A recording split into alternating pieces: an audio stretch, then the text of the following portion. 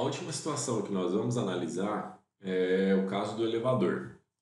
E nesse caso, para a gente avaliar, né, os efeitos que acontecem dentro do elevador, nós vamos utilizar um instrumento conhecido como balança, que serve para nós determinarmos a massa de alguns objetos.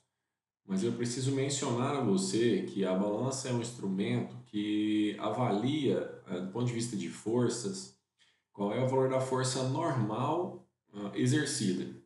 Então, por uma série de mecanismos internos, né, formas diferentes, a balança consegue verificar qual é o valor da força normal exercida, qual seria a força feita pela superfície em resposta à presença do objeto.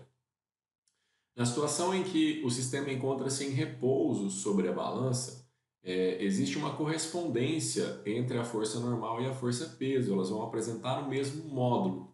Como nós já avaliamos antes, a força total sendo zero, nos casos onde só aparecem a força peso e a força normal, resultam em o módulo da normal ser igual ao módulo do peso e, portanto, correspondente à massa multiplicada pela aceleração gravitacional. Daí nós conseguirmos inferir qual é o valor da massa a partir da força normal aplicada e da aceleração gravitacional. Então, o caso de um objeto em repouso sobre uma balança dentro de um elevador em repouso é equivalente à primeira situação analisada onde o sistema encontrava-se em repouso.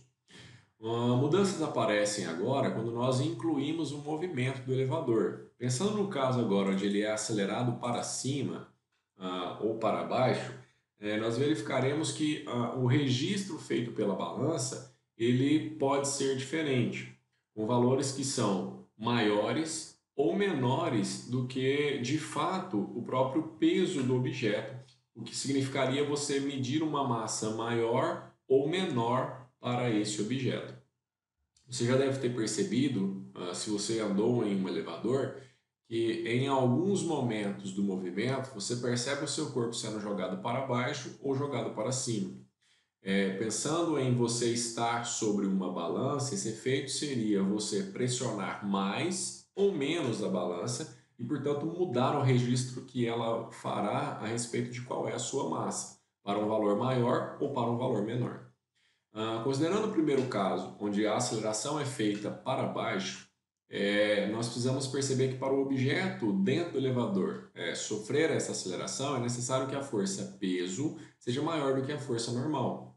Nesse caso, a segunda lei de Newton é aplicada, porque as forças não se compensam, e nesse caso, a normal orientada para cima com sinal positivo, a força peso é orientada para baixo com sinal negativo, e a aceleração do sistema sendo para baixo também apresenta um sinal negativo.